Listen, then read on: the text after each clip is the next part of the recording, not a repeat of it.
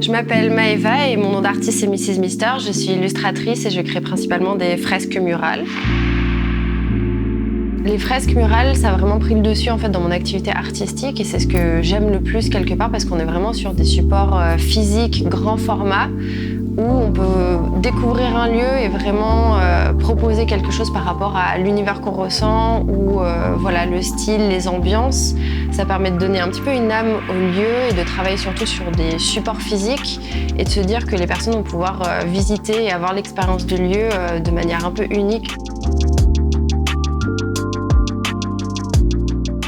Pour ce projet avec le musée archéologique, on m'a invité à découvrir le lieu en fait, me balader dans le musée pour créer une immense fresque murale sur les grandes baies vitrées autour du cloître.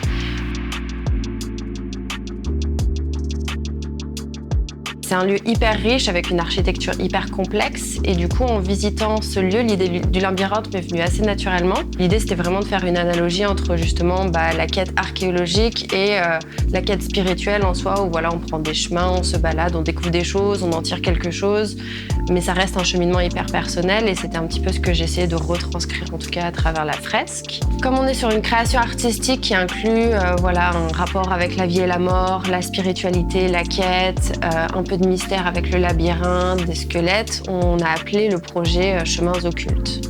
Donc globalement, l'idée c'était de faire une fresque un petit peu à deux lectures. D'abord une lecture plutôt esthétique et graphique, jouant sur les traits, les motifs, les personnages, etc. Et une deuxième lecture pour ceux qui veulent jouer le jeu, se balader vraiment dans les chemins, choisir un personnage, le suivre et tomber sur une carte où à la fin de la visite, on nous offre un petit message un peu poétique par rapport à la carte qu'ils ont trouvée.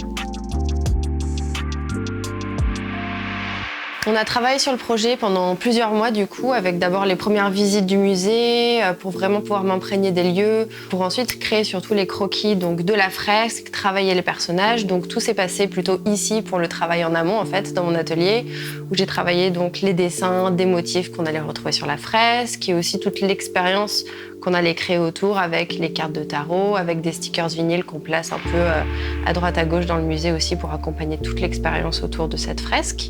Et ensuite, j'ai passé 2 semaines donc, dans le musée, sur mes échafaudages, de face à mes vitres pour donner vie justement à la fresque. J'ai tout réalisé à main levée avec mon modèle à l'œil, ce qui permet de faire toujours des petits ajustements sur place, de retravailler des proportions si on a besoin de rajouter des petits détails. On a vraiment créé un petit peu toute une expérience autour de cette fresque. C'était pas juste voilà, un dessin et fini.